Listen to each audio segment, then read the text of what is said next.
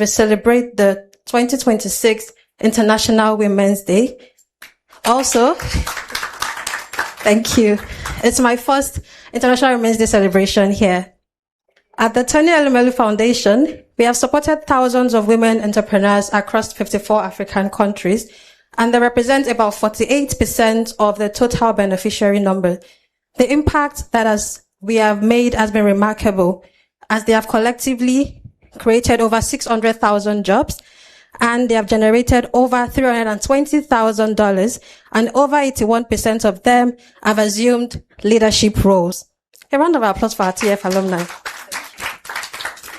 Today, we celebrate women who are leaders, women who are innovating in agriculture, technology, healthcare, fashion, manufacturing, and beyond. Women who are not just waiting for change, but are creating and leading it. International Women's Day reminds us that we are empowering a woman, and it is not out of charity. It is nation building. It is generational impact. To every woman here, your ambition is valid. Your voice matters, and your ideas are powerful, and your leadership is necessary. As we engage in today's conversations, I encourage you to learn, connect, and support one another. Let this not just be another event, but a platform for collaboration, mentorship, investment, and most importantly, action. Before we proceed, I would like to share a few highlights of our housekeeping rules to ensure that we have a smooth and respectful experience. First off, we have 3 restroom facilities. There's one right here by the door. There's one downstairs right after the staircase, and there's one further down the building. Please let's try to keep them clean and tidy after use. This is an office building, and we therefore request that there is no loitering in the walkway and that the noise levels are kept at a respectable level. Lastly, please note that pictures are not allowed outside of this meeting room other than by the official media team. Ladies and the few gentlemen, thank you once again for being here and for the incredible work that you continue to do. As we celebrate today, may we leave not only inspired, but also connected, more confident, and more committed to lifting one another as we rise. On behalf of the Elumelu Foundation, I say Happy International Women's Day.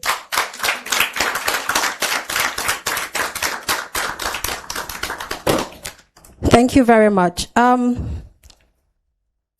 In celebration of International Women's Day, like I said, we will be having one of our TEF alumni speak by the name of Deborah Eromokodian.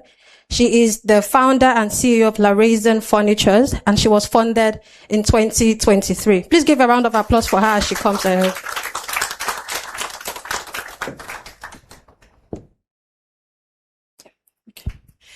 Good morning, sisters. Good morning, everyone. It's a pleasure to be here, actually. She called and said, Debbie, you can do this. So I was called to do this. And I want to actually, before I go ahead, I want everyone here, every woman here, we are celebrating ourselves, right? I want you to tell yourself, well done. You can just give yourself a pat at the back. You are doing well. Like, you are not doing badly at all. You know, even despite the economy, despite how the whole everything is going on, you are still standing strong. I think you deserve another pants at the back. Yes. Well done. So I'll be talking about entrepreneurship journey, my entrepreneurship journey. I hope it inspires you. I am actually into furniture making. How did this come about? I was actually doing bed sheets, doing curtains and the rest of them. And I meet with clients every now and then complaining that, yes, my target audience was not the high end then. And I meet with these people that will complain. I gave my work to artisan and he's not coming back. They ran away with my money, this, da. So I looked inward and I was like, okay, what can I do? And I started having interest in that line of business. went to workshops to train myself, to see how it's being done and all of that. And today, we are no longer working for even the low. We have moved to the high end. We now produce modern kitchens, modern wardrobes and all of them. And once you go to our website, we are working on a website. Once you go to our LinkedIn, our Instagram page, LinkedIn, you will see the marvelous work we have been doing through because of the training we've gotten from TEF and other bodies, it has actually helped us to grow. And I'm sure every one of us here have also gone through one of those programs. And today we're going to be talking on how are you moving that business from where it is, where you started from. Even if you are started small, you don't need to stay small, right? You need to keep improving on what you are doing. And how do you get improved? It's by going out, meeting with people. You are going to learn one or two things from one person that you meet today. Don't come here isolated and go back isolated. No. Meet one person. That person might transform you. Let me tell you how I got a transformation last year. I was working before now, I do more of hotel jobs and the rest of them. But I met someone at a pool. We got talking. And she sells lipstick. She said we should give her money we should buy lipstick. And I bought. I just said, okay, I like this color. I bought. Somebody else bought. That was about a very minimal amount. And the next time we saw again at the pool, she was like, thank you, Mao, that the stuff you bought for me that day, we use it to do arts. And I say, arts? And he said, yes. I said, please come closer. How do you mean? Because yes, we have been talking about online. You don't know how it works. Don't pretend. You need to learn it from anybody. Don't look down on anyone before you learn. And I asked her, how did you go about it? She said, she paid one person this amount. I said, that amount is not enough for me to buy snacks. Like, how? Give me this contact. And she did. I went online and I checked how my page is. I was like, no, this is not how, with the work we've done so far, this page should be more than this. I hired someone to revamp this page. And after revamping the page, I knew that it was time for us to go live online. And what did we do? We did our ads. Between March, I'm not going to be exaggerating here. Between March and now, as I'm talking with you, we've generated over 50 million from Instagram.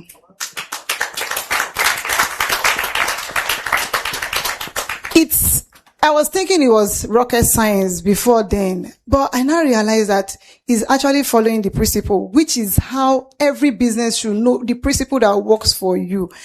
What works for you may not work for the other person. You might be doing very well, beautifully well offline. Yes, there are some businesses that thrive offline.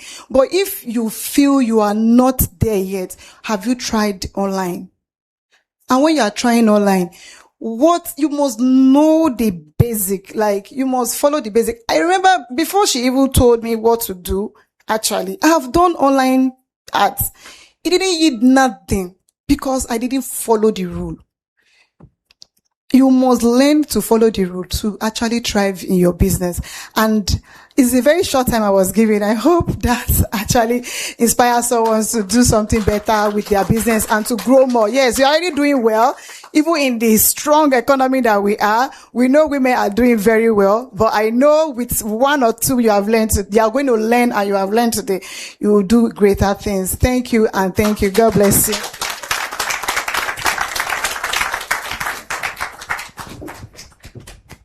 Thank you very much, Deborah. And like she said, I hope at least one or two of us are inspired by her story. Next, we'll be having the CEO panel session, and I'll be calling on our distinguished guests to join me on the panel set. First, we have Elumelu who is the Group HR Director of Hairs Holdings. A round of applause, please.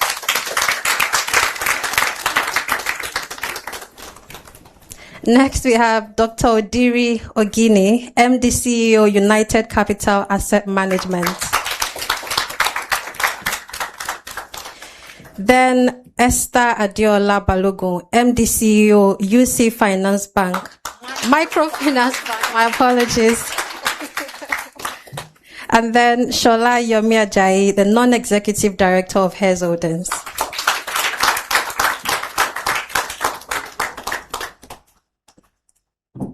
Thank you very much. In attendance, we have the chief host of this honorable event, Somachi Chris Osoluka, the CEO of Tony Elumelu Foundation. Okay, thank you very much. Thank you for joining me here. I think my first question would go to Elue. So looking back at your early years, what habit or decision most accelerated your trajectory, and how can entrepreneurs intentionally build that into their journey?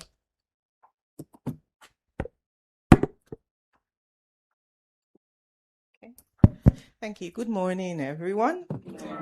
Somachi and TEF, thank you for the opportunity. Great to be here. Great to see all the beautiful ladies doing great things. So my story, my career, early on, I'd say what shaped me. When I got the invitation, I started to think about it. Okay, it forced me to reflect, and I found a common thread throughout my journey was being unafraid to try something new. I always sought the opportunities to start on a blank page, whether it was internally at work or in seeking other opportunities externally. So if I start very early in my youth service, I made a decision that by the time I was completing service, I should have job offers. I was looking at the financial sector and consulting, and I sent in applications, went for several tests and interviews. By the time I was finishing, I had 6 offers. There were many established banks among the 6. My parents wanted me to go to a particular one, but I decided that I would go with the startup. It was Platinum Bank at the time. They were just starting. There was that pull to go create from the start with them. I saw that repeated in the choices I made during my career. I'm an accidental HR professional, actually. I studied economics and statistics, and when I finished with the training school at the bank, I was put into strategy and business development. But we had all the executives in the bank and then us graduate trainees. And of course, my boss wasn't hired, but there was a recruiter that was warehoused in-house that was doing the recruitment. So they attached me to the recruiter, and that's how I got into HR. So even though we hired my bosses and I started working in strategy, we did great things. It was exciting. An opportunity came in the oil and gas sector, and that's how I got into recruitment, HR, and that's how I got here. So I think at the end of the day, I started on the blank page. I always took opportunities for blank pages to be part of those building. So you should be unafraid. Give yourself the grace to fail, but pick yourself up very quickly. If you're very clear about what it is you're doing, what you set out to achieve, and then the purpose of it. Who are you doing it for? Why are you doing it? Even if you don't know the how completely at the beginning, it will come to you as you go along. Stay curious. Curiosity. If you stop learning, you stop growing. For real. Don't be embarrassed to lift your hand and say, I don't know. If you make a mistake, don't be embarrassed to admit it to yourself. What obtains in the corporate sector, the structured economy, is similar. That you are a woman working in corporate or a woman who's an entrepreneur, you are a woman all the same.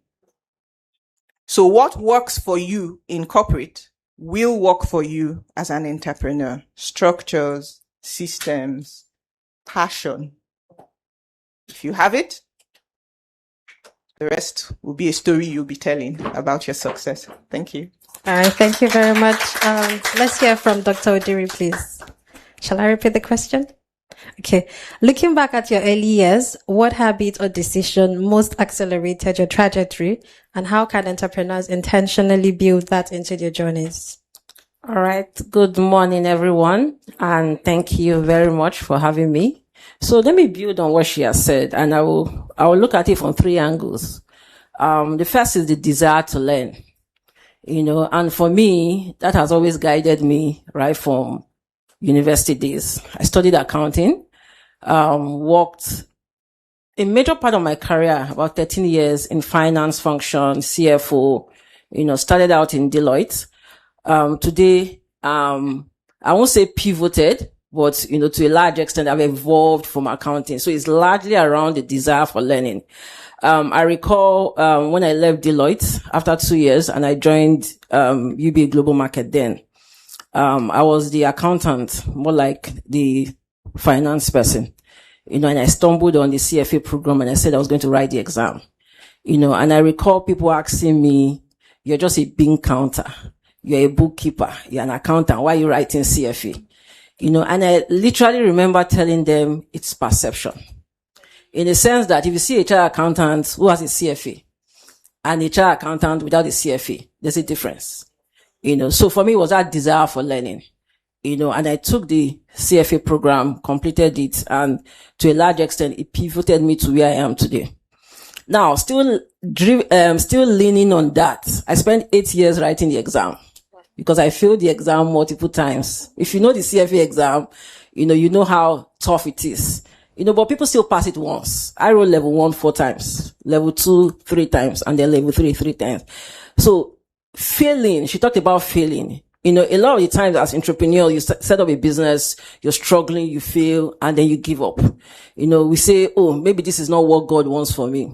I can't remember ever making that statement. By the time I fail one, I will cry and cry and cry, and then I'll go back again the next time to go and still write the exam. But today, imagine if I had abandoned that exam on my first attempt and I failed. I probably will not be where I am today. So I'll say, failure is not personal. Don't take it personal. Everybody, even at the top, at one point or the other, they have failed, whether you're running a business, in building a career, in taking an exam, so when you fail, see it as an opportunity to learn, and I learned this in a hard way. I hate to fail. Let me just put that. My first experience with failing was when I wrote ICANN. I started from ATS1 in university, and then I graduated and I wrote the last diet of ICANN, and I failed one paper and I cried. In short, I got so angry with myself and with God that I refused to write the exam. But what I did not realize was a lot of us that wrote the exam, my friends, they all failed. And the next diet, they went to write the exam. And me, I was there getting angry, by the time I went to write the exam, they had already qualified.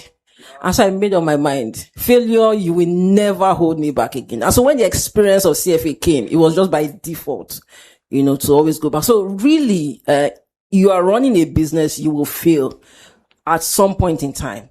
You will not hit your target. The business will struggle at some point in time. It's not a ticket to run away or to say it's not for you. But if you hang in there, to a large extent, you look back and realize that this was the best decision you ever made. Thank you.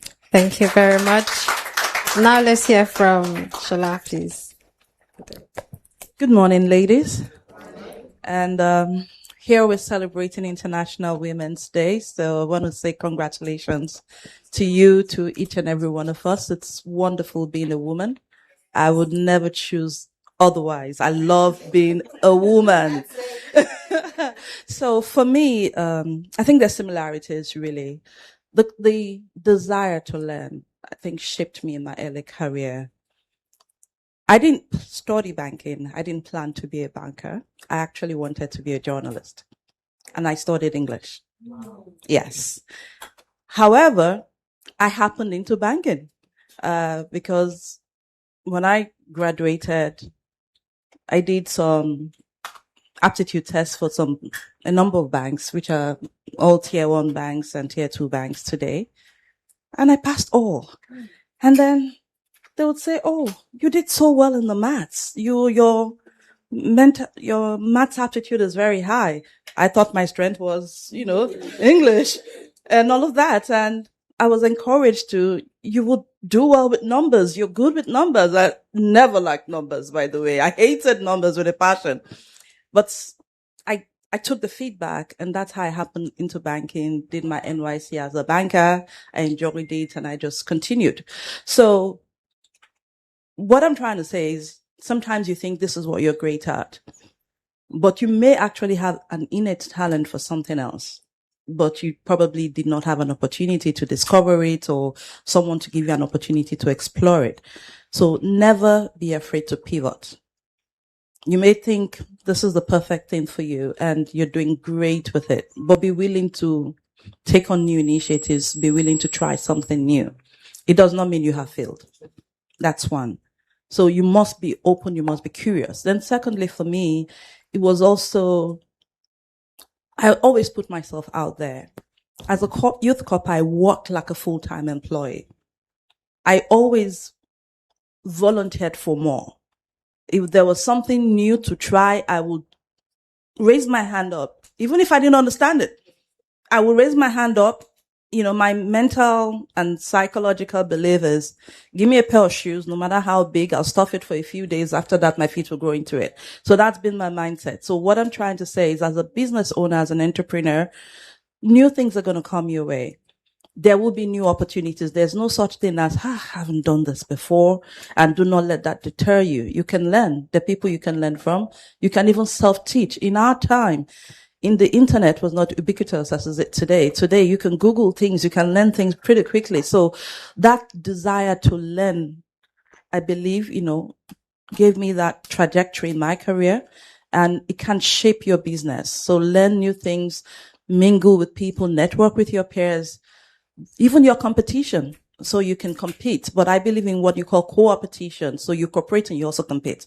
So you have to learn, what are people doing? Understudy what they're doing. How can I do this and even do it better? And differentiate yourself. Differentiation is really, really important. Thank you. All right. Thank you very much. Esther, please. All right. Thank you very much. And good morning once again. Somachi, well done. To every woman in the room, well done. It's not easy to be a woman. Everywhere, it's not easy. Whatever you're doing, it's not easy. And I appreciate the fact that, we're talking about this. And I wanted to, the organizers, it's like, this was a deliberate attempt, It's like everybody on the panel has the same story. So I graduated as a chemical engineer. And, immediately after graduation, I fell, let me use how I fell into microfinance banking. I've remained in microfinance banking. And that's almost 2 decades now. So you can imagine. And like every other person has said, startup is where you can grow easily. That's the truth. That's what I have realized in early career. I started microfinance banking when it was practically new in Nigeria. So today I tell people that some of us have learned how not to do microfinance banking, and we have also learned how to do it better. So early career, what I did that really helped me was I jumped into the well and I said, you see this well, we'll go there. I wrote exams. Yeah, I wrote aptitude tests like every other graduate. But I saw an opportunity. And what did I do? I just went into the bank. I saw it in Sabo, very new bank. I said, oh, let me just go in and do sales. I was doing sales for an IT company, and I just went in, okay, we couple computers. In those days when, they couple computers so we couple computers. It's a new organization. I can, help you get computers. And the admin looked at me and said, you're so bold. You just walked in here and you're telling us how to couple computers. Would you like to work with us? Do you know what we do? I said, no, I'm happy with what I'm doing, because even at that time, I was still with Aptech, if you all know what Aptech does. So, I finished school, I didn't get it. I said, okay, let me go and study MSc or MCSC. Yeah, that's what it's called. So I went to Aptech and I was doing that, and that was what led me into selling IT. And she said, no. I said, okay, go and think about it. And I called her the next day and I said, okay, so tell me about what you guys do. And and the rest is history. And so even in my career, so I started as a salesperson. You know what microfinance banking is? A loan officer, a susu. That was the way I started. That was where I started from. So I was actually in Oshodi Market. If you remember what Oshodi Market was in 2003, 2004, those are the places I started from. And because I also had an additional skill in IT, I was in the branch and the computer was not working. I just told my branch manager, Mr. Labi, I can fix this. So And he looked at me. And how was I able to do that? Because I gave myself up to learning. The opportunity that I had at that time, I didn't just sit down at home to say, I won't do anything until the job comes. And so I used the knowledge I got from Aptech and I fixed the printer. Or fortunately, I won't say unfortunately. So we had a chief operating officer who is Ghanaian. He's an expatriate. AMSCO, seconded him to the bank. And he saw me in the office. At that time, myself and my branch manager said, our job is finished today. Because as a salesperson, at 10 a.m., you are not meant to be in the office. And he looked at me and he said, Esther, what are you doing in the office? My branch manager was still stammering. I just looked at him in the face. I said, sir, we have gone to head office. Nobody's helping us. And I needed to fix this printer. And he said, you did that? Kai, you're wasting away your talent here. I'm redeploying you back to head office. And at that time, there was no credit department. There was nothing. So I started the credit department with this Ghanaian in that bank. And that is what, because, and she was talking about learning, giving yourself up to learning, trying new things. One thing I also realized is you will fail. There's no story. We failed. We learned how to do it better. We came back again and we did it. And, the rest. And I also decided very early in my career, I'm very, very close to my superior officers because I also want to learn from them. I recall very well, I think about 3 years when I started, I was in an interview in the office and somebody asked me, so what is your, when they ask you, what is your plan in the next 5 years? And when I said, I hope to be the MD of a microfinance bank, he looked at me and he was like, from where to where? So what am I saying? Be bold enough to take on those challenges. I also want to say that it's a mindset thing. At that time, it was Indians that were coming to Nigeria to run microfinance banks. I remember they were Indians. Nobody gave us opportunity, but the Indians will sit down. I will sit down with him. I'll say, Mr. McDava, how are we going to do this? He will tell me how. You stretch yourself beyond. Don't just do the barest minimum. That's another thing that also helped me. I don't do the barest minimum. I go out of my way. Then the last thing is, when people ask me, so why microfinance? I learned early that the impact that you're going to create with what you do in life is way more than the reward you think you will get from it. And that is what I think should drive every entrepreneur. So you need to answer the question, what impact am I creating in the economy? Thank you. All right. Thank you very much. I would want Dr. Odiri to take the next question, please. Building on the responses that we've gotten from this, so I want to know, when you're faced with high stake decisions and very limited information, how do you reduce risk without stalling momentum? That's a very entrepreneurial question. All right. So I will respond to that question just looking at my background and what I do. So today I run United Capital Asset Management and we sit on over 1 trillion assets under management. And so there's a lot of responsibility to ensure, because these are people's money. These are people's life savings. These are things, nobody wants to hear that my money, something happened to my money. So there is a burden of responsibility on you. So how do you make decisions when you don't have all the information? Number one is lean towards your intuition. We talked about, if I've worked 20 years, in the industry, there is no way you have not learned something. There is no way you have not built internal sort of a guiding light, sort of. So I would say the first thing is to lean towards your intuition. And then the second thing is, I tell my people, I don't want surprises, but I'm not afraid to hear bad news. So if something is going wrong or about to go wrong, tell me. And the moment you tell me, in split second, I calculate what is the impact. Can we live with it? How bad is it? And so what my mind just basically tells me is, this amount of money, plus or minus. Okay. We can take it. What that does for you is that it removes every form of fear. And it makes your mind sharp to think of a solution. So for me, that has really helped and that has guided me. Lean towards your intuition. The next thing is to understand the problem, understand the impact and dimension, whether it is something that you can live with. If it's not something that you can live with, the next thing is, how will this affect? How bad is it? That's the next question. How bad is it? Is it something that will crumble the entire institution or impact negatively on the business to large? The point is, you have to be able to, sometimes when a lot of things are in our head, it creates fear. It creates panic. But by the time you bring those things out, either to paper or to light or to conversation, you begin to realize that it's not that bad. It's not so much of a big deal. So lean towards your institution, understand the problem, and then lastly, I would say attitude. Attitude and mindset are very critical in making decisions. If you have to ask for help, if you have to listen to advice, do it. Don't think that you know it all.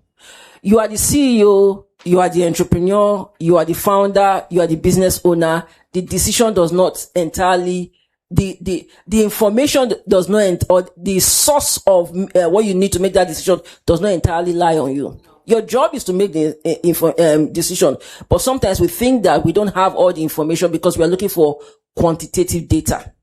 Sometimes qualitative data is all you need. So I will always say you don't necessarily need all the information to make the right decision. And you don't also necessarily need to wait until you have the right information, because to a large extent, sometimes you may not know what is right or wrong. But when you sit down and listen to people give their own insight on that particular issue, your mind begins to work. And that's why for me, the biggest impact is really intuition. And intuition also always comes from listening to people, listening to your environment, taking advice and guidance. And sometimes you don't necessarily have to make that decision immediately. Sometimes when people send me emails, I look at the emails, I read it, but I don't respond. It is probably maybe a day or 2 days after, there's something that it's as if the solution just comes to you, or the right response just comes to you, and then you go and type, so don't always put yourself in a position where you think that you have to make the decision now. The way the question was posed was as if you are boxed, and sometimes life will put you in that position. But the truth is, by the time you dimension it and you ask yourself, okay, what will I lose if I wait another 1 day? What will I lose if I wait another 10 hours? That way you have allowed your mind to really calm down. All the fear has been distilled. You are now more in a better state of mind to be able to respond or give or make that decision. And at the end of the day, you realize that, if I had taken that decision in the moment, it would have cost me. But waiting a little while, helped me really make the best of decision. And so this is, to a large extent, as entrepreneurs, you will always be faced in that position. So as CEOs, we sit down, we get this load. But even as entrepreneurs, sometimes it could be in the field, making a pricing decision. You have a major contract from a client, and the client is trying to sort of squeeze you, and you're saying, I need to go back and look at it, run the numbers. Sometimes you may not have the time to run the numbers. But the truth is, always lean on your intuition. You are the owner of the business. You've mastered it. You've seen a lot. In that moment, sometimes you can say, okay, I will go on this. I will take this, but I will come back to you if I think that we need to adjust the price. Thank you. All right. Thank you. Please pass the mic to Elumelu. Okay. All right. I'll repeat the question. When you're faced with high-stake decisions and limited information, how do you reduce risk without stalling momentum? In my line of work, the decisions we make impact lives. It can be make or break for someone's career. So no matter the pressure, the time that you need to get the right information is critical. Sometimes you jump with too little information. It doesn't give you the full perspective. Like they say, if you hold the tail of an elephant and you're blindfolded, you would say it's a snake. The person who has the legs will say it's a wall, but it's an elephant. it's important to try as much as possible to get the full picture. If you don't see all of the elephant, if you touch the leg, the tail, the trunk, you have an idea that it's not just one thing, right? So before you make that decision, because sometimes when you make the wrong decision when it concerns people, it reverberates way beyond the individual. You can create new problems for the organization. You can alienate the rest of the workforce that's looking on and seeing the impact of what you have done. Sometimes it's the fairness or unfairness of it, the perception of it. And then what does that do to the existing rules that you have? You have those rules for a reason, because we're dealing with a broad range of people. So structure is important. That's why rules, policies, guidelines are in place, right? So the rules don't make us. So sometimes there are exceptions that you make to those rules, but they must be grounded on something so that it does not become the new rules that you've created and set aside the existing. So the answers are not always easy. There's always time pressure, but pause. Dimension the problem. Name it. What exactly is this problem? It might have several parts. Solving 3 out of 5 of it might eliminate the risk that you are facing from that problem. Sometimes solving 1 out of the 5 is just enough. So it's taking into consideration, what are the rules? What is the problem?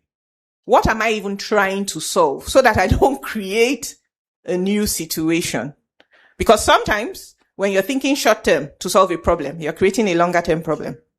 So you need to think in that time horizon, now and later. What is the impact of this decision I'm making now? Why do I have to make this decision now? Is there anything I can do to change the time to deliver that will enable us get critical information to ensure that we're not making the wrong decisions? But at some other times, you've seen this so many times, you know what it should be. You don't hesitate, you go ahead and make the call. This is the way we should go. And then you brace yourself for what will come, because you've also dimensioned what the outcomes can be. And then you begin to mitigate. It is when you take the decision, wait for the outcome, oh, it's another surprise, you start to scramble. No. Map it. For me, I like to write.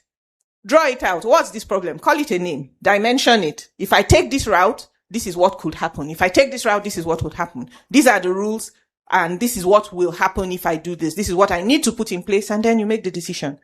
And when you are advising, in my role, you advise leadership to take certain decisions. The burden is also on you. It's not just on them, because they relied on your professionalism. So if I take it to your businesses, right? Like she said, you don't know everything. Nobody expects you to know everything. That's why recruiting the right resources is important. You might just need one more person to join you on the team, but make the right decision about that person. Invest in that person's development. Let them even understand what your business is doing or what is important to you. If it's IP issues that you are concerned about, keep that one close to your chest. But you know that if you are not there, nobody else can run the business. The business goes with you. If you're in hospital, the business is with you. In hospital, nothing's happening. So it's a decision for you to make. How can this run with or without me, or with minimal intervention from me? So empowering your people, getting the right people, empowering them to the extent they should be and be able to function is important to make decisions like this. Thanks. All right, thank you very much. Now let's hear from Esther, please. So what I'll say is not even different from what she said, but I'll just put it in simple terms. So for entrepreneurs and from the background, we deal with risk a lot because, loans, when you are appraising loans and all that. So what I think you should do is just take a sample, especially if you're producing products, right? You want to produce it, but just take a sample, a small sample. And, when you're living out, you say, oh, you want to do a pilot test. Take a small sample, test it. And she said, you look at the outcome, analyze the risk, write it out. So this sample, what is the risk in it? Okay. Do I have, so then you put a price to that risk. How much will it cost me? When you put a price to the risk, then you can now talk about, okay, how do I mitigate? Now, in the product design, when we're designing product, you say, what is my rollback plan? If this does not work, how do I reverse? You know, the entrepreneurs, when I relate with them is, you just feel that because this is what you have thought of, this idea is what you have thought of, you just want to go that way. But there is a room for you to also reverse when you have made a wrong decision. So because you have a sample, you have analyzed the risk, then you are thinking of, okay, if this does not work, how do we go back to the drawing board? And when you're able to do that, it gives you a perspective of the risk, like she has said. Then you can now begin to say, okay, these are the things we would do to mitigate against it. You see, that small sample you have taken may not take care of 100% of the situation, but at least it will go a long way to help you take the right decision at the right time. Thank you. So clearly, we're a lot of risk managers here. And I know that as entrepreneurs, sometimes, you don't have the full picture, right? And sometimes it's maybe an opportunity that's presented itself, but you really do not have all the details. So like my colleagues and on the panel have said, information is key. But then the key question is, when you don't have all the information, how do you ensure you don't slow down momentum, right? So as much as possible, you will have a team. You're not working alone.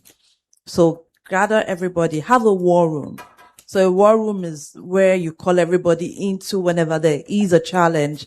Let's have a quick discussion on this.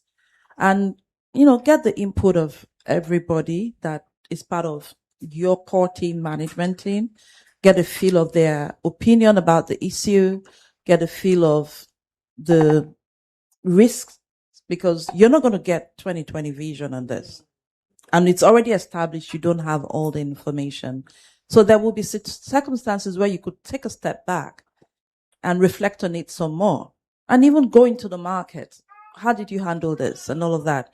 But there would also be crunch moments where you don't have that luxury of time, where you have to, especially if it's an opportunity. If it's a business opportunity staring in the face, you have to say yes or no. So sometimes you just have to, one, the gut feeling needs to be there.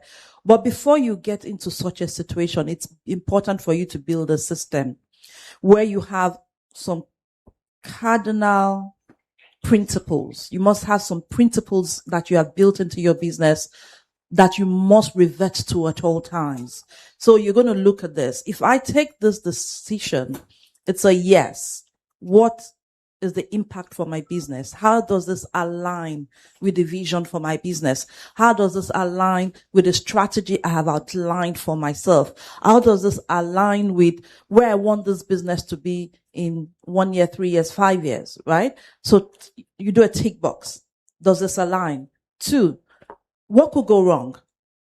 What are the stakes, right? What could go wrong? When you've designed principles for your business, you would have definitely established your boundaries. So if this can have adverse impact on the reputation of your organization, for example, no matter the amount of money, you want to pause and say, this risk, I cannot afford this risk. Is there a way I can transfer this risk to someone else? Maybe insurance. Or is there a way I can, moderate the risk by renegotiating the terms? But you definitely need to have those cardinal principles. So revenue is critical, right? What about your reputation with your customers? If this goes wrong, what do I say to my customers? What do I say to my employees? Will they be out of a job? So those are critical things that you must evaluate at each time you find yourself in a high stake, situation. And if you are able to take majority of those boxes, then you should be comfortable enough to say, I can take this risk. But where you're not able to tick any box, you have to pause and say, this perhaps may not be for me at this time. It does not mean you cannot come back and look at it in 6 months, in 3 months, in 1 year, where you then have enough information or you now have enough resources to help you cushion that risk. So really, it's as you go along, never wait till that difficult moment to run around. It's about pre-planning, having systems in place. What are the key principles that will drive your business? And what are those boundaries that you believe you must never cross? And if you must cross it, what are those mitigants that might help you, cushion the impact? And sometimes that big business opportunity, maybe to transfer the risk, could mean collaborating with another business. That way you share the risk. That other business may have better systems than you do. So do not be put under pressure at all times to hoard it all to yourself, because sometimes collaboration can be used as a platform for growth, and it can be used as a platform to mitigate the risk in high stakes situation. Thank you. All right. Thank you very much. As leaders, I would want Esther to answer this first. What has been the toughest leadership decision you've had to make, and what principle guided you through it? That's a very wonderful one. Okay, so the toughest one I've had to make. Let me talk about the principle. So, at the point when I know that maybe a partner, so when I say partner now, maybe a colleague, a partner, a coworker, their vision is different from the vision of the business. So you have people who work with you, and you know clearly that it is, all they do is not about the business. No, the end goal is for them is not the business. And as a leader, you carry the vision of the business. You are sleeping with the vision of the business. All you do is to help you achieve the goal and the vision of that business. So at that point, when I realized that this person is not going to help us to get to the promised land. So the promised land is not so much about profitability or revenue. So you're in a business where, I'm in a business where the impact you make is also as important as the profitability that you're looking at. Elwe was talking about the perception. So you hear microfinance bank, and somebody is asking you, oh, they come to harass people for loans repayments. I'm using that example because it's relatable. They come to harass people for loan repayment. They embarrass people. They paste posters everywhere. But from, the day I joined, and I saw that in the industry, and I told myself, I will never be part of an organization that does this. And that has been my mantra. And for every, opportunity I have had to lead, it is very clear. And now talking about using microfinance bank, because the vision is, we want to democratize financial services to people. And so you want to democratize, and you are demeaning the person. Anybody in my team or that is a partner, whether you're giving me a technology, I'm collaborating with you, I'm doing anything with you, and that vision, it is clearly stated, and that vision, you do not want to align with it, we'll go our separate ways. That's the first thing. If it's a member of staff, we'll excuse you. Please, because at the end of the day, it becomes like a virus that spreads in the team. And so this is the vision of the organization, and you have other people running against that vision. I think that's it. That's the only time I think I have taken a very strategic decision that has also helped me as a person and has helped the organization. All right, thank you. Let Dr. Dre answer next, please. Please repeat the question. What has been the toughest leadership decision you've had to make, and what principle guided you through it? So I would say, and it's still a constant burden, but for me, it's being able to manage short-term pressure and still ensure that you're not losing sight of your strategic vision. If you work in the HH group, trust me, you have ambitious budgets every year, and sometimes to achieve that yearly budget, you may have to sacrifice the future. Particularly in my industry where you make investment decision. This investment decision might be profitable in the short term, but in 3 years down the line, 5 years down the line, depending on the market environment, the interest rates, it will put you under pressure. So I constantly have to evaluate every decision. Is it What's the short-term implication? What's the long-term implication? So it's like balancing, ensuring that you create a lot of balance. If not, you'll be doing so well in the short term. And by the time you are growing and scaling, you get to a point where you are stuck simply because, those decisions are not coming to bite you. And for entrepreneurs, I think it's a flip. We are so concerned about the vision, the long term, and we tend to forget that there are certain things that we also have to do, on a short term, day to day, that will crystallize that vision. You might probably be maybe I would say in a better position, because it's better for you to have a strong long-term vision or strategy focus than a growing short term, than to have a very strong short term and a weak long term. But at the same time, you cannot sacrifice short term for long term. So every decision that you make as a CEO, as an entrepreneur, as a founder, you must always evaluate both of them. Is it profitable to me in the short term, and the long term, or I'm to a large extent sacrificing the long term for the short term? There are times where you may have to take that gain in the short term, knowing that in the long term, it may not be, but you'd have created mitigants or structures to, minimize the impact on the long term. At the same time, you can have a decision that, this decision, I will take it, even though in the short term is not so much profitable, but in the long term, the impact is massive. It's a function of the stage of play that your business is.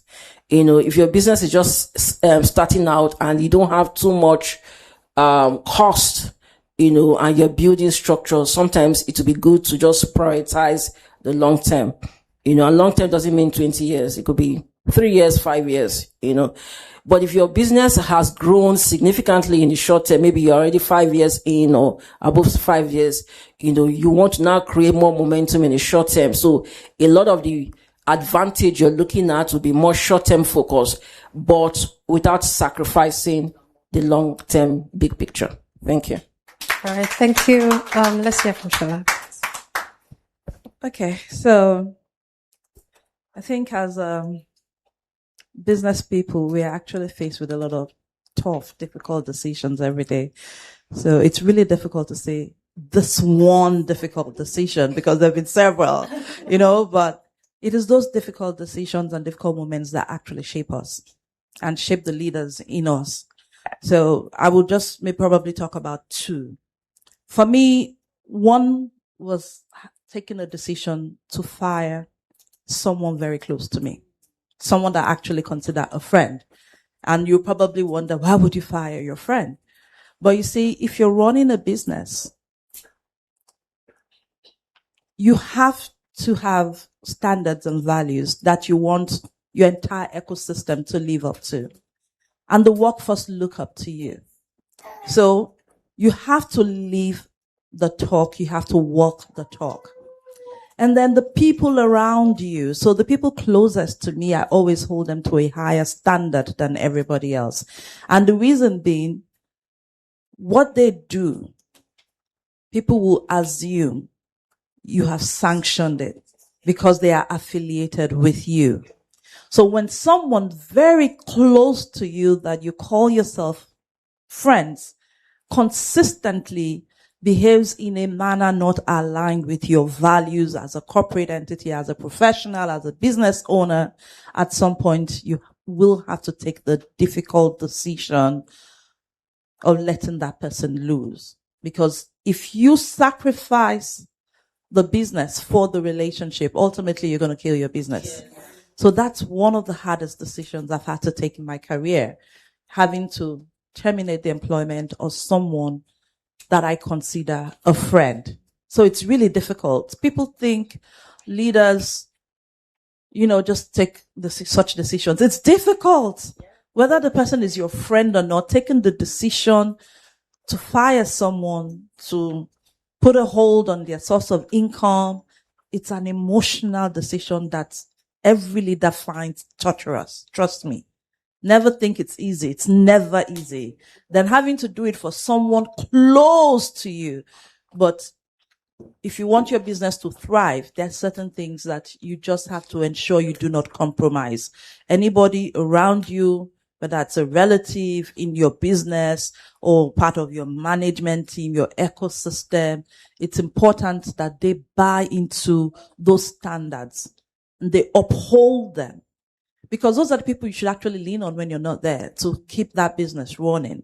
So that's, for me, was one. And it was sad, but it was something I had to do.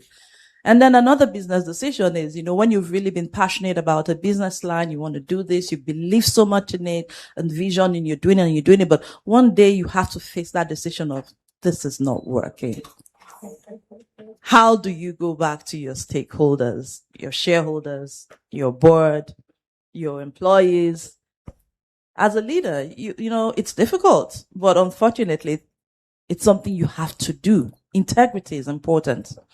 When people look up to you, whether they've entrusted their business to you or they've invested capital in your business as an entrepreneur, you have to be accountable for your actions.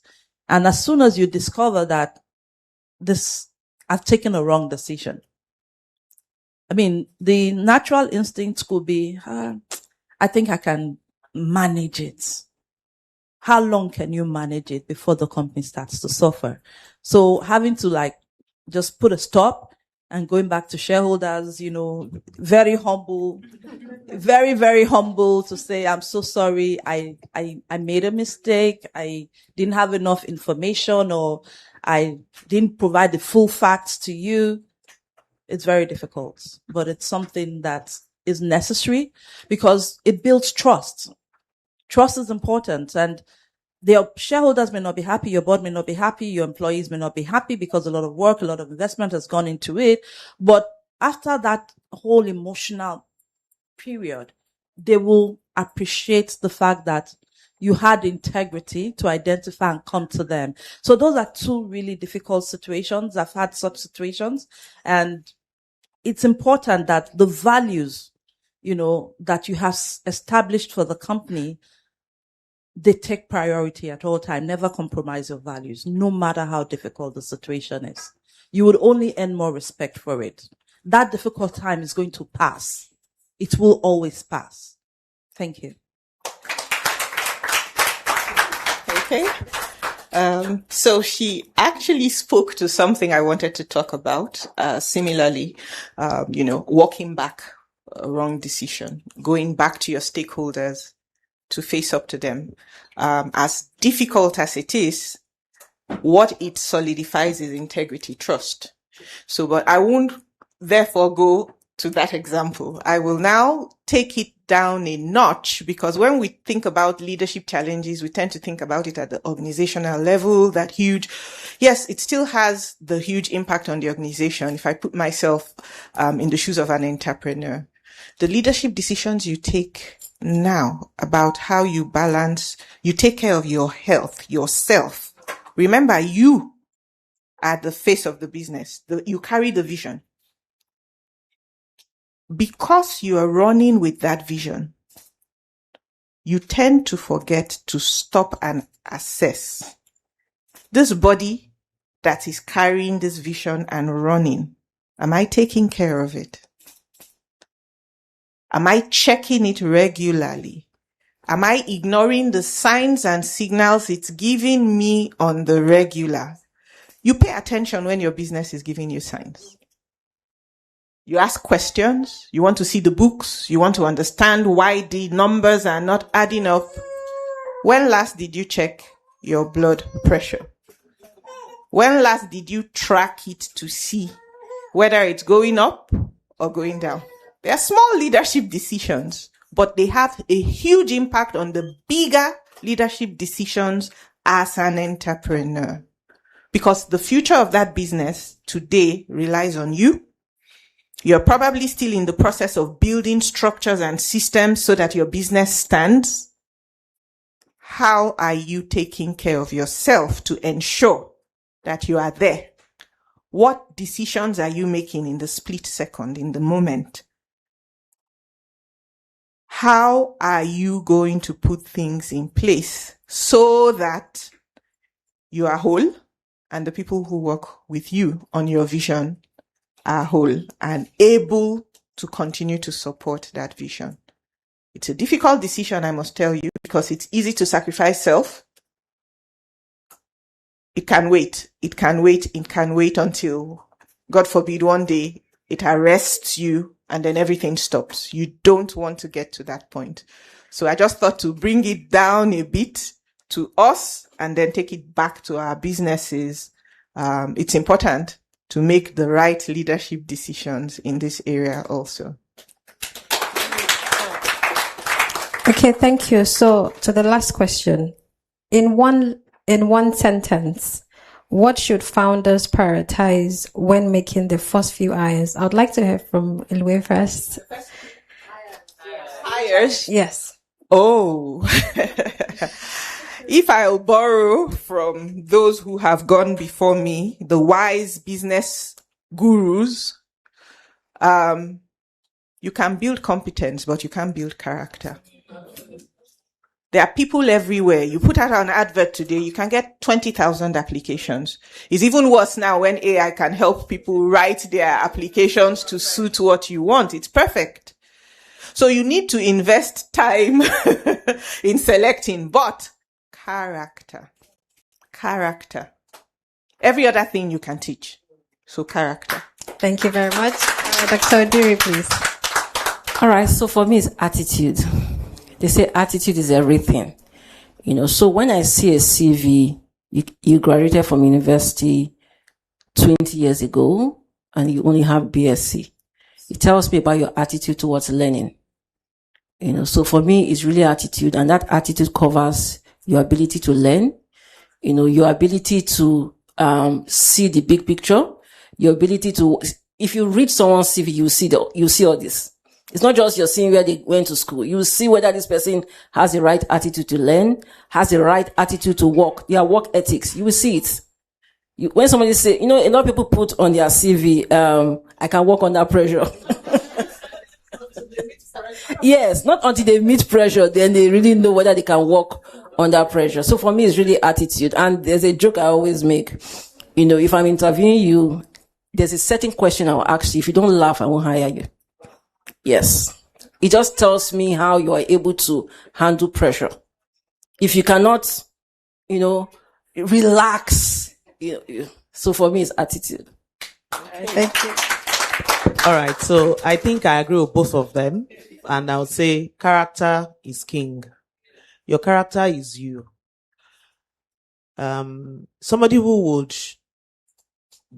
throw your vision or your goal or your goal away, you know it from the person's character. And so I agree, it's character. You can teach every other thing.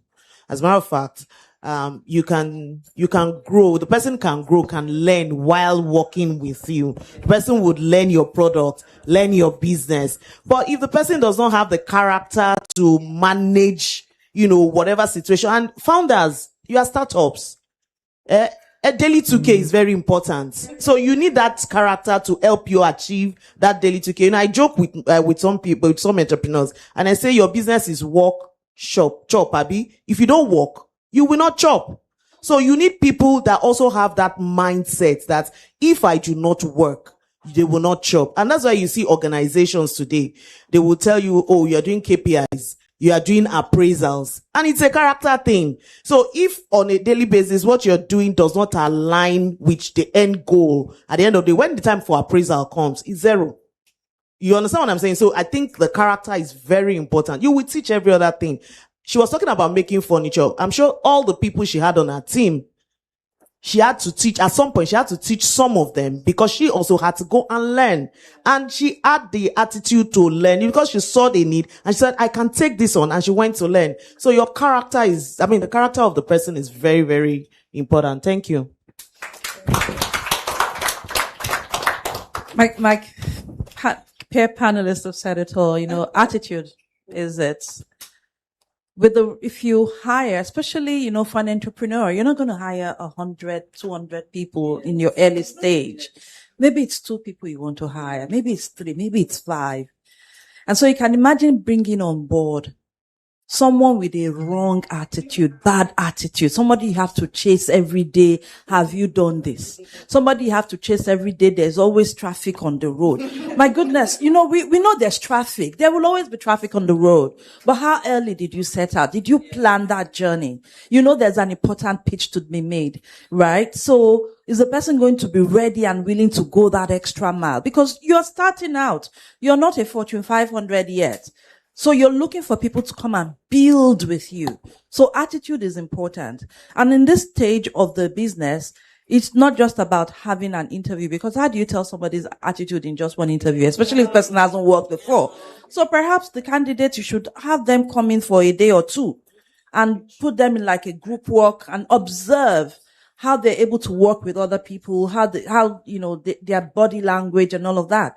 Because once you get it wrong, it can make a serious dent on your business as an entrepreneur. For larger institutions, if you're having thousands of people, other people can cover up. But as an entrepreneur, attitude is important. How willing is this person, to work with other people collaboratively, to get things done? How do they think? Is this person not possible person? Or is this person, okay, but we can try it this way, but we can try it that way? You need a hustler with the right attitude. Thank you.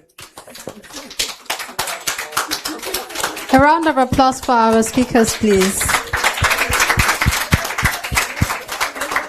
Thank you. Thank you very much. You may now return to your seats, please. Thank you very much. A round of applause as they do this.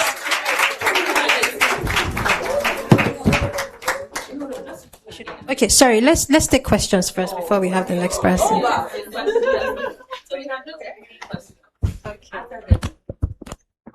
Okay. So we're only doing 3 questions. Please, you tell me your name, who you are, and who you're addressing your question to. Please, let's make it very, very short. If you have questions, raise your hand. 1, 2, 3. That's it. All right. So your name, who you are, and who you're addressing your question to. Quickly, please. My name is Elumelu,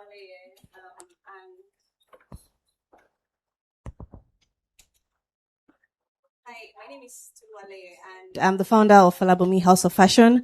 I also have an NGO, Falabomi Foundation. Is a social impact where we help secondary school students, and we also use fabric scraps from my fashion brand to make brand new clothing pieces for people living in slums that cannot afford to wear new clothing pieces. So my question, you spoke about us taking care of our health but as business owners and as women, we often prioritize the business most times because the business heavily relies and depends on us. So what practical ways have you put in place to ensure that you can still lead, but you take good care of yourself? Also, some of us also have small families. We have children. How do you effectively and realistically balance all of that?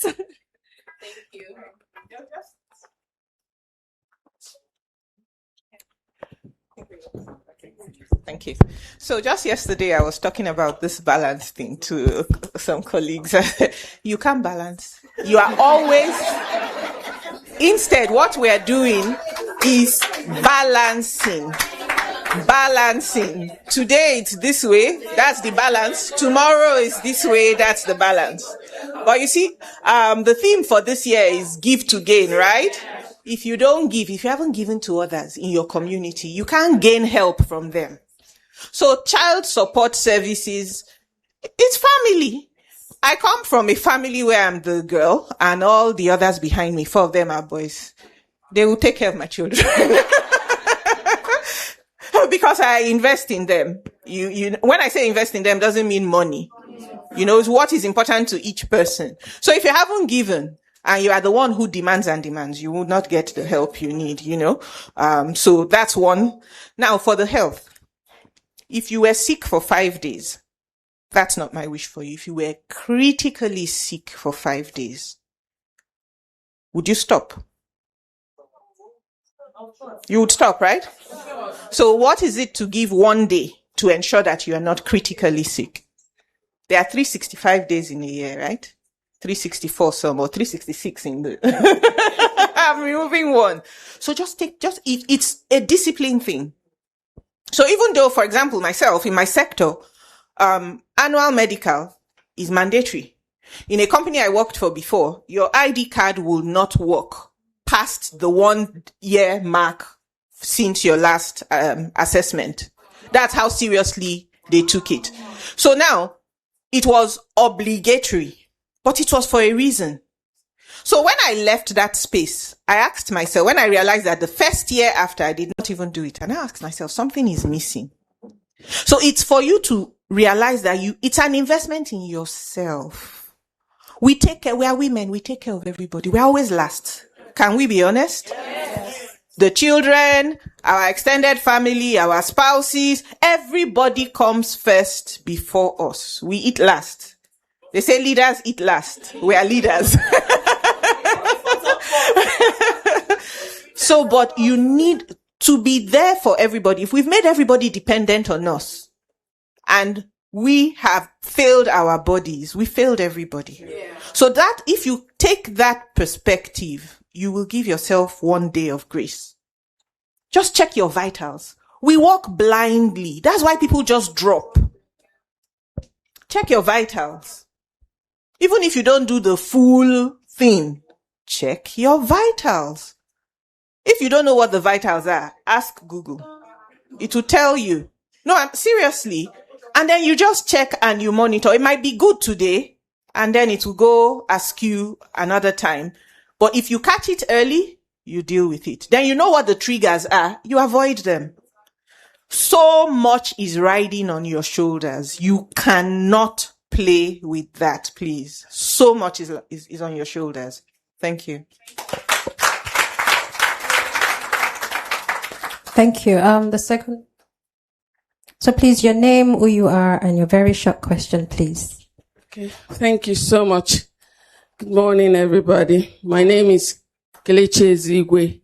I'm the founder of St. Abigail Schools in Lagos, and I'm also ambassador for Commonwealth Education Trust here in Nigeria. I work closely with the Climate Reality Project under Vice President Algon. There's something that is very poignant. But thank you so much, first of all, for saying that you should do it unafraid. Because I hear often people say, you go and do it afraid. And I have asked myself, when I bring fear into what I do, how do I move forward? Because it's going to make me not to be okay. I won't even be organized.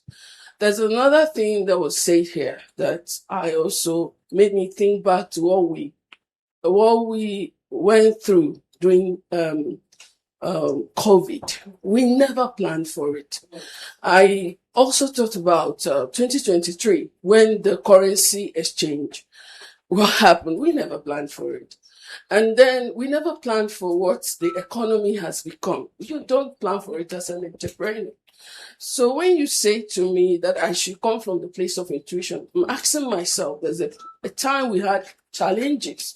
Because in Lagos State, and I want to thank Lagos State Ministry of Education for what they're doing for the protection to schools. You find somebody just come up and say a child was molested. And then it's a day that you're crashing. Everything is crashing. You don't even know how to face the police and go to maybe all these, I don't want to mention names.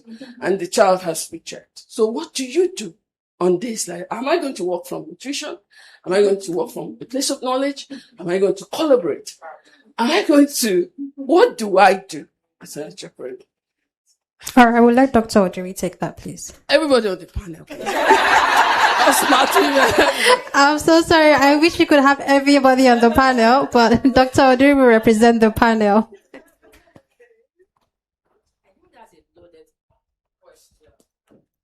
A very heavy one that doesn't really have any specific response or answer, and so that's where intuition comes in. Okay. So the first thing I would say is pause.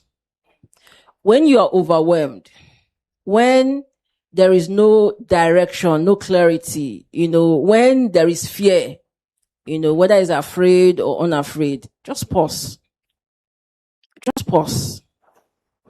Take a deep breath.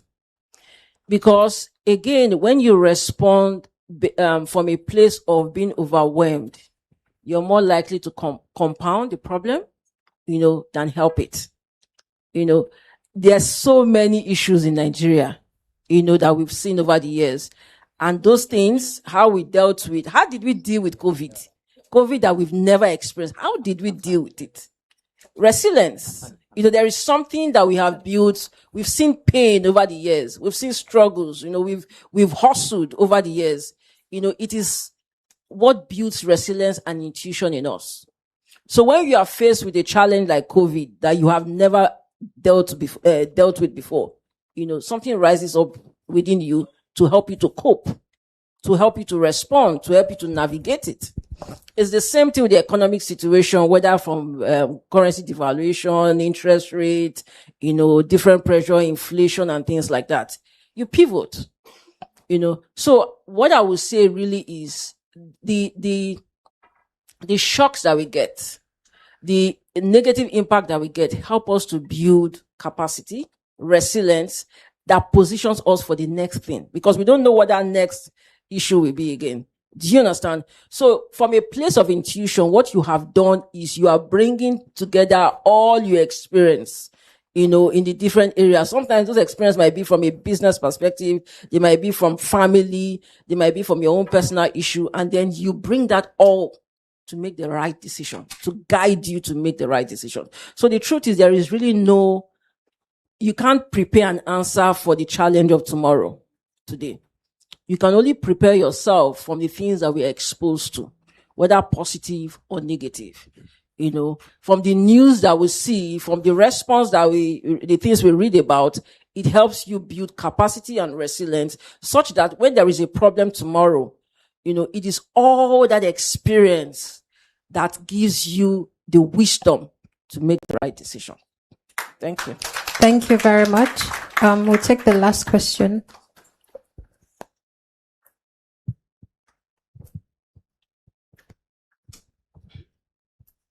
Okay, good morning. My name is Ogechi Madukoma. I'm the founder of Gloma Just Limited, where we produce very effective and also very affordable cleaning and hygiene products. We trade under the brand name Lorima.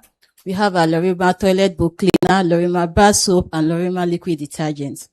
We also impact women, especially teaching them how to produce these items and start their small businesses through these skills. And I think we've trained over 5,000 people, both online and offline across Africa. So my question is hiring. Talked about character. I want to ask, are there particular questions I can ask during interviews to tell someone's character? Are there pertinent questions I can ask, at least to a large extent, to tell what this person's character will be like? Thank you. Okay, thank you very much. Let's hear from Shola first.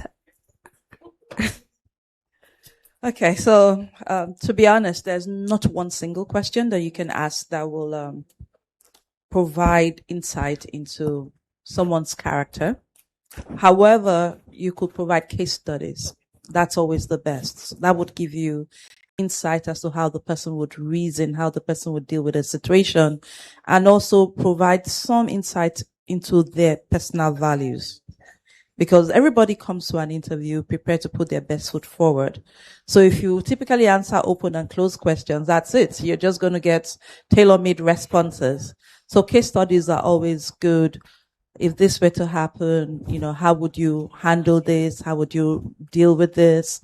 And put some difficult questions on the table that will, require some moral dilemma or some innovative, thinking on, case studies are very important. And also never interview someone once. you could have different people. If you're lucky enough to have a management team interview, you'll always find that each individual will walk away with a different perspective of that individual. And then you balance, the various views. And if you're just starting up, you really don't have a lot of people. Have, informal advisors. And that's part of what the TEF program is there for. You have mentors, you have different people you can reach out to. So sometimes you can tap into that network for them to interview for you. And you also have colleagues you've met through the program as well. So you can provide a body, system to each other. But the reality is put them in case study situation and let them think, let them speak, because then they will have to be speaking from the heart. Thank you.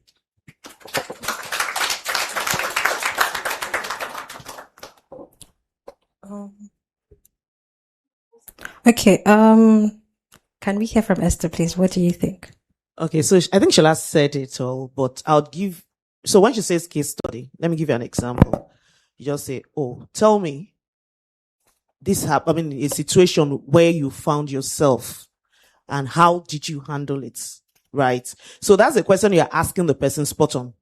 The person didn't prepare for it. You agree with me? A lot of people prepare for interviews.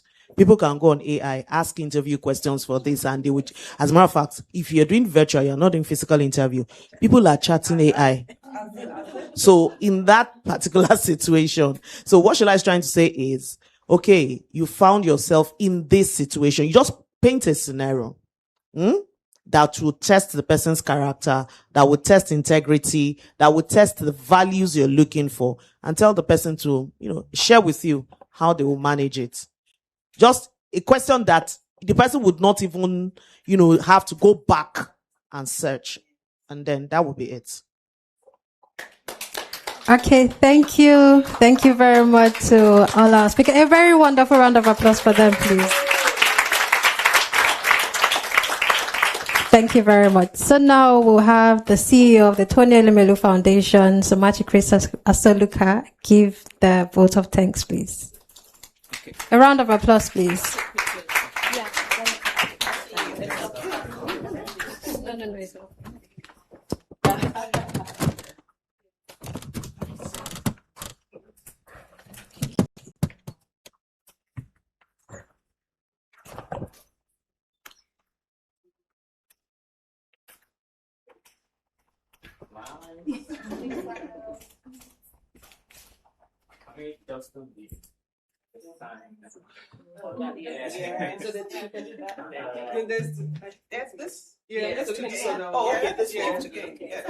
One hand on your chest and then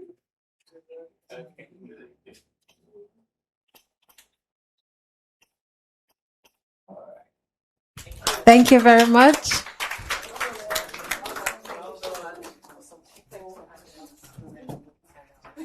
Which one is working? Wow. When the team was planning this event and they said, we're going to get our female leaders across our Heirs Holdings group and Somachi, you'll speak with them. I said, no. There's sometimes you have to stay back and listen and absorb and learn. It's not every time you speak. There are people who know more than you. You should sit back in humility and listen and allow them pour into you. And I'm so thankful for this extremely insightful panel. I knew it was going to be enriching, but honestly, you've blown my mind, all four of you. And, I've listened to people speak on panels, but then you are able to bring wisdom with practicality, with experience, with a nurturing counsel. You blew it out the water, and I thank you so much. And I'm sure our entrepreneurs in the room have written entire books of all the notes, and they were scribbling. I was also doing something on my notes app on iPhone, just jotting down some important points. This was an incredible panel. So thank you, Shola. Shola is our non-executive director at Heirs Holdings. So she sits at the group level, overseeing what we do at the Heirs Holdings group, of which the foundation is the philanthropic arm. And Shola was previously Executive Director at the United Bank for Africa, Africa's Global Bank, as well as CEO of UBA International, actually covering UBA America, UBA Dubai, UBA Paris, UBA UK. So Shola led over 30 years career in banking. So Shola, thank you so much for your insights. And obviously to Elue. Elue runs our group directorate for Earth Holdings Human Resources, really our corporate resources. And she's worked at Total, Seplat, all the big oil and gas big boys. And Elua continues to drive our talent management, our recruitment, our staff welfare. So thank you, Elua, for coming and sharing incredible insights on the panel. And then we have Odiri, who's one of our big women leaders in the group. She's CEO of UC Asset Management, who's done incredible things in her career. And she's kept stressing over 2 decades, and it's true. And there's so much to learn and be inspired by. So thank you so much, Odiri. And Esther, who just joined us in 2024, was already shaking things up, as CEO of UC Microfinance Bank, Nigeria's leading digital-first microfinance bank. So there are microfinance banks and there's UC Microfinance Bank. So Esther, thank you for joining the group, imbibing the HH DNA so quickly. It's a rare sight, so thank you, Esther. And to my TF team, Aisha, who, Aisha, this is the first event she's moderating, and she did the agenda, and she put herself to do welcome remarks, and another team member to handle the day. And I said, I don't want back and forth. I don't want Mike here. I want a seamless plug and play event. So why don't you? And she says, yes, I'll do it. And I said, have you MC'd before? She said, I haven't, but I'll learn. And I said, you must do rehearsals, and she's done such a fantastic job. So, Aisha, you can see it's not me commending, it's the room. So well done. And she handles our alumni management. So I'm sure all of you know Aisha well. She's the face of TF to all our alumni. So Aisha, well done. And to the TF team, I see Oniye, I see Chidima. Chidima is our social media.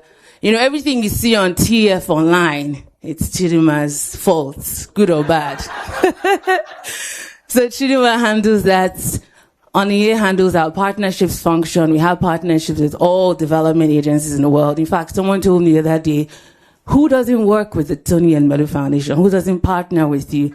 And I said, it's such an exclusive list. Everyone is fighting to partner with us, and it's all thanks to Oniye and her team. So Oniye, stand up. Let them see your wonderful hairstyle and dress. And I have Kainde here. Kainde runs our finance function. So all of our transactions, paying seed capital to entrepreneurs.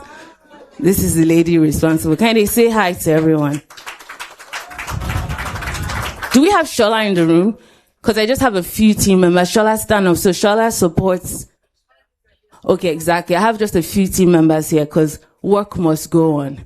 Grace, where are you, Grace? Grace, stand up. So Grace runs our digital media for TF Connect, our digital platform that has trained 2.5 million young Africans. So Grace is in charge of that community and ensuring our business management training continues to train millions more young African entrepreneurs. To all our alumni, you are the reason we do this. Can you all stand up? Let's give you a round of applause.